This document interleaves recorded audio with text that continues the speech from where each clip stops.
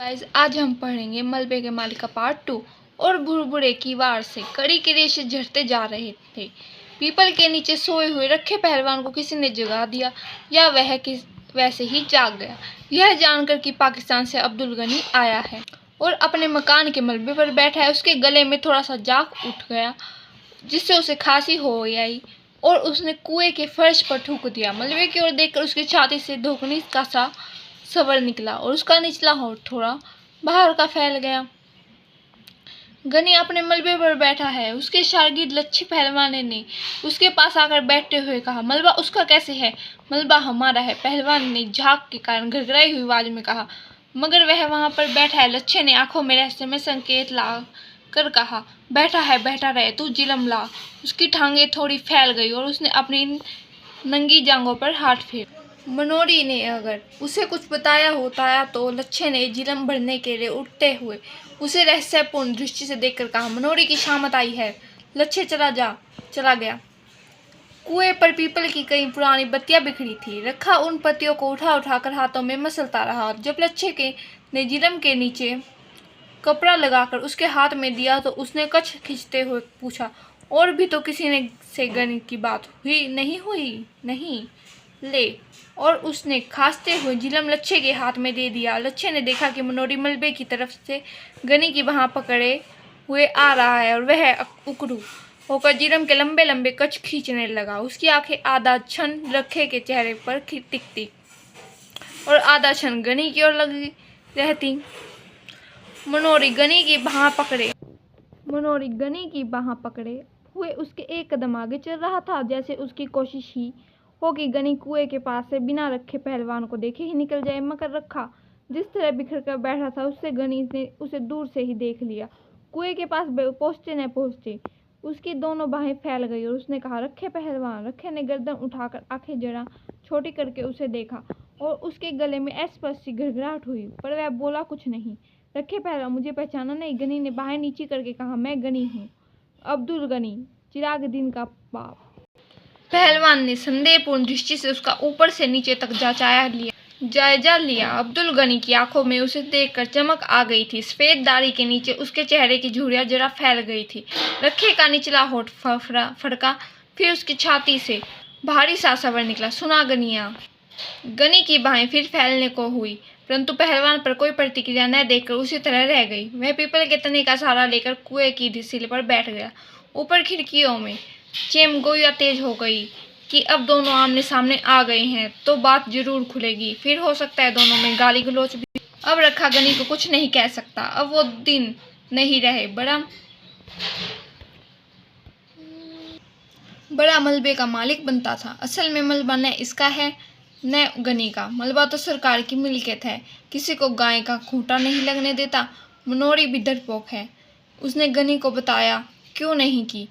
रखे ने चिराग और उसकी बीवी बच्चों को मारा है। रखा आदमी नहीं है, सांड है, दिन भर सांड की तरह गली में घूमता है। गनी बेचारा कितना दुबला हो गया है, दाढ़ी के सारे बाल सफेद हो गए हैं। गनी ने कुएं की सील पर बैठकर कहा, देख रखे पहलवान, क्या से क्या हो रह गया है। बड़ा पूरा घर छोड़कर गया था, आज यहाँ मिट्टी देखने आया हूँ। बसे हुए घर की यही निशानी रह गई है। तू सच पूछ रखे तो मेरा यह मिट्टी भी छोड़कर जाने को जी नहीं करता। और उसकी आंखें झलझला आई।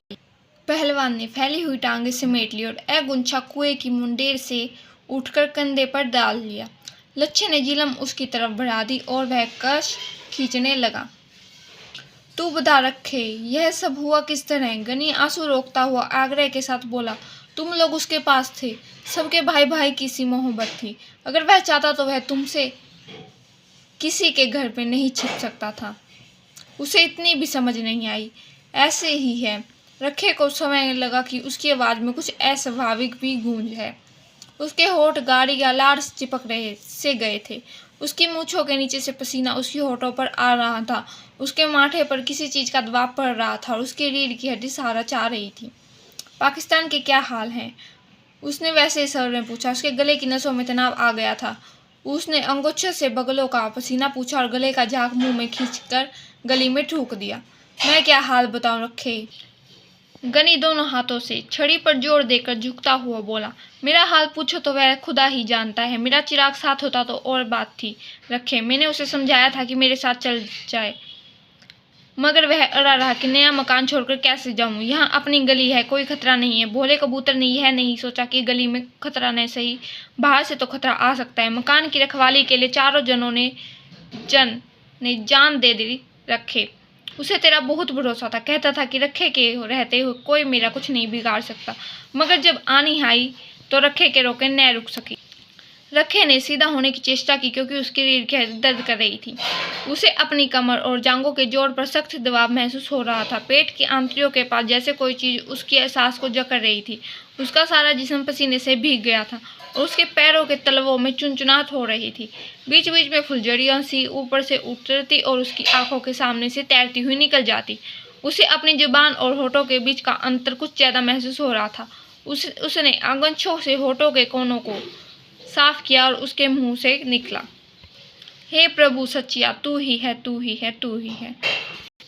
गली ने लक्षित किया कि पहलवान के होठ सूख रहे हैं और उसकी आंखों के इर्द गिर्द दायरे गहरे हो गए आए हैं, तो वह उसके कंधे पर हाथ रखकर बोला, जी हलाकान न कर रखिया, जो होनी थी सो हो गई, उसे कोई लौटा थोड़े ही सकता है।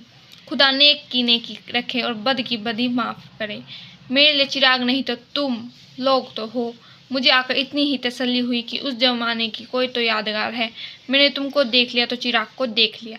अल्लाह तुम लोगों को सेहतमंद रखे, जीते रहो और खुशियां दे। और गनी छड़ी पर दबाव देकर उठ खड़ा हुआ। चिल्ते हुए उसने फिर कहा, अच्छा रखे पहलवान, याद रखना। रखे के गले से स्वीकृति की मधुर सी आवाज निकली और कोच बीच में लिए हुए उसके दोनों हाथ जोड़ गए। गनी गली के वातावरण को हसरत भरी नजर से देखता हुआ धीरे धीरे गली से बाहर चला गया।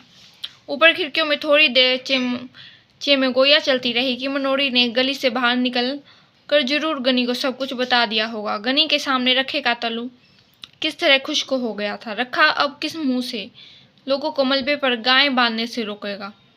बेचारी जोबेदा, बेचारी कितनी अच्छी थी, कभी किसी से मंदा बोल नहीं बोली। रखे मरदूद का घर न घाट, किसी माँ इसे किस माँ बहन का लिहाज था। और थोड़ी ही देर में स्त्रियां घरों से गली में उतर आई।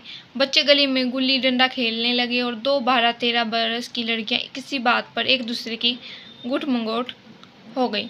रखा गहरी शाम तक कुएं पर बैठा खंखड़ाता और जिरम फूकता रहा। कई लोगों ने वहां से गुजरते उससे पूछा, रखे शाह, सुना है आज गनी पाकिस्तान से आया था। रखे ने हर बार एक ही उत्तर दिया, फिर कुछ नहीं, चला गया। रात होने पर पहलवान रोज की तरह गली के बाहर बाई ओर की दुकान के तख्ते पर आ बैठा। रोज अक्सर वह रास्ते से गुजरने वाले परिचित लोगों को वादे देकर बुला लेता था और उन्हें सत्ते के गौर और सेहत के नुस्खे बताया करता था। मगर उस दिन वह लच्छे को अपनी वैष्णो देवी की यात्रा का विवरण सुनाता रहा जो उसने 15 साल पहले की थी। लच्छे को विदा करके वह गली में आया तो मलबे के पास लोकू पंडित की भैंस को खड़ी देखकर वह रोज की आदत के मुताबिक उसे धक्के दे देकर हटाने लगा और भैंस को उठाकर वह सुस्ताने के लिए मलबे की चौखट पर बैठ गया। गली उस समय बिल्कुल सुनसनाट थी। कमेटी की कोई बत्ती न होने से वहां शाम से ही अंधेरा हो जाता था। मलबे के नीचे नाली का पानी हल्की आवाज करता हुआ बह रहा था। रात की खामोशी के साथ मिली हुई कई तरह की हल्की हल्की आवाजें मलबे की मिट्टी में से निकल रही। एक भटका हुआ कुआं न जाने कहां से उड़कर कड़ी की चौखट पर आ बैठा। उसने लकड़ी के रेशे इधर उधर छितरा गए। कौए के वहां बैठते न बैठते मलबे के एक कोने में लेटा हुआ कुत्ता गुड़गुड़ कर उठा और जोर जोर से भौंकने लगा। वो कौआ कुछ देर सहमा सा चौखट पर बैठा रहा, फिर वह पंख फैलाता हुआ उड़कर कुएं के पास पीपल पर चला गया। कौए के उड़ जाने पर कुत्ता और नीचे उतर आया और पहलवान की ओर मुंह करके भौंकने लगा। पहलवान उसे हटाने के लिए भारी आवाज में बोला, दूर दूर दूर दूर। मगर कुत्ता और पास आकर भौंकने लगा, भाव भाव, हट हट हट, दूर दूर दूर, भाव भाव। पहलवान ने एक ढेला उठाकर कुत्ते की ओर फेंका। कुत्ता थोड़ा पीछे हट गया पर उसका भौंकना बंद नहीं हुआ। पहलवान मुंह में कुत्ते की मां को गाली देकर वहां से उठ खड़ा हुआ। धीरे धीरे जाकर कुएं के सील पर लेट गया। पहलवान के वहां से हटने पर कुत्ता गली में उतर आया और कुएं के और मुंह करके भौंकने लगा। काफ़ी देर भौंक कर जब गली में उसे कोई प्राणी चलता फिरता नहीं दिखाई नहीं दिया तो वह एक बार कान झटकाकर मलबे पर लौट आया और वहाँ में कोने में बैठकर गुड़गुड़ाने लगा।